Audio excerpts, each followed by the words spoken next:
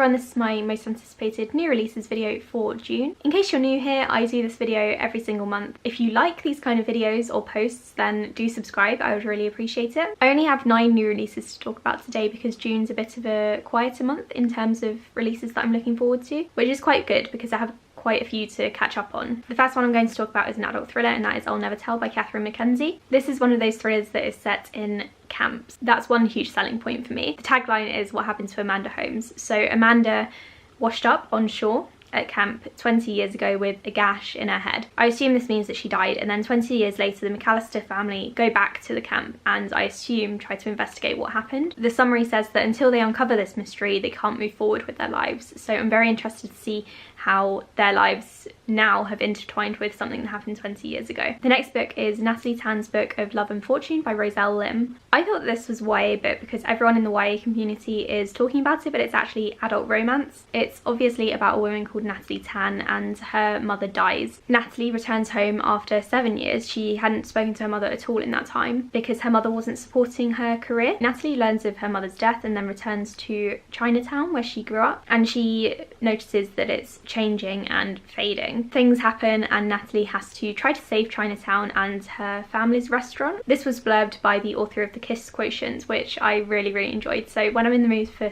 an adult romance, which I will be in June because I'll be on holiday for 2 weeks, I'll be picking this one up. The next one is actually YA contemporary, and that is Tell Me How You Really Feel by Amina May Safi. This is about a female-female romance between a girl called Sana and a girl called Rachel. One is a cheerleader and one is aiming to be a director. The only issue is that Rachel hates Sana. So I think this is going to be a queer female enemies to lovers romance, and I am so here for it. I read some really amazing reviews for it so far, and it's not even out yet. It's coming out on the 11th of June and I'm really looking forward to it. The next one is The Exact Opposite of Okay by Laura Stephen, and this one I have already read last year when it came out in the UK. This is the US release and it is such a good book. The main character has basically been slut shamed because a video or photo of her gets shared around and she's quite clearly making out with a politician's son, and of course she gets all the shit for that and the son gets away with it scot-free.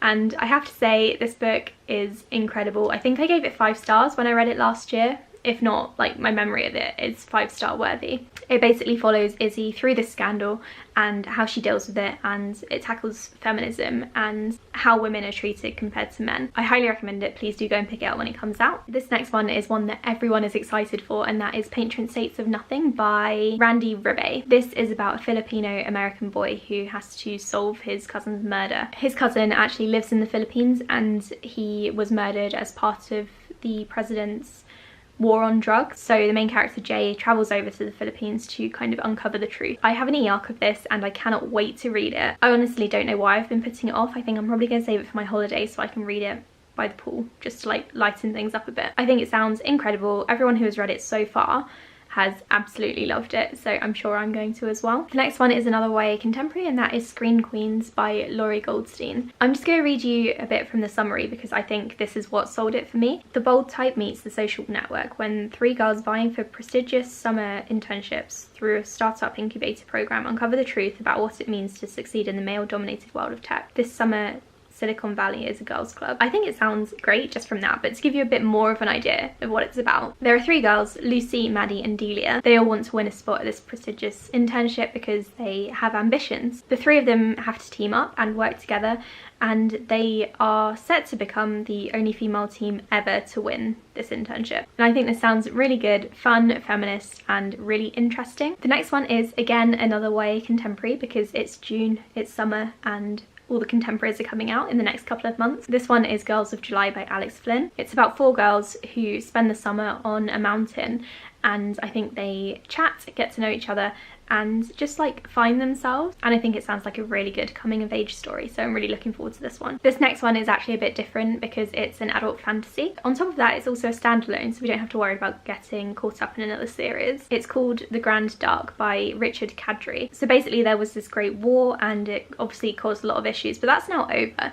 and the city or country is trying to rebuild. In this city there are lots of drugs, sex, genetically engineered pets and a whole ton of murders. Another thing that's happening is a plague, so it's all very dark and grim. I am wondering how the author can pack this much into a standalone fantasy book, especially as this one is quite short. It's only just over 400 pages, but I do have high hopes for it because I'm hoping the world building is going to be incredible. The main character is a bike messenger and we follow him on his journey as he becomes more and more ambitious and wants to kind of move on up in the world. And finally, we have The Paper and Heart Society by Lucy Powrie, who is a fellow booktuber and book blogger. I've known Lucy for ages and I'm really excited that her debut is coming out. She's been working on it for, again, ages, probably just as long as I've known her. I have really high hopes for this one. It's another YA contemporary and it's about a book club, which is probably why I'm so excited. I think it sounds really cute and the main character Tabby sounds adorable. I'm not sure if she suffers from some sort of anxiety because the summary does say that making new friends brings out an awkward buzzing feeling all over her body, so maybe there's some anxiety wrap in there. Either way, I'm really looking forward to it. Can't wait to pick it up when it comes out on the 13th of June. So those are the 9 books that I'm most looking forward to in June. Let me know which June new releases you're looking forward to in the comments below. If there are any that I missed off this list that you think I would love, it could be thrillers, YA contemporary, fantasy, science fiction, anything, let me know because I have almost certainly missed something out. Thank you all so much for watching and I'll speak to you all in my next video. Bye!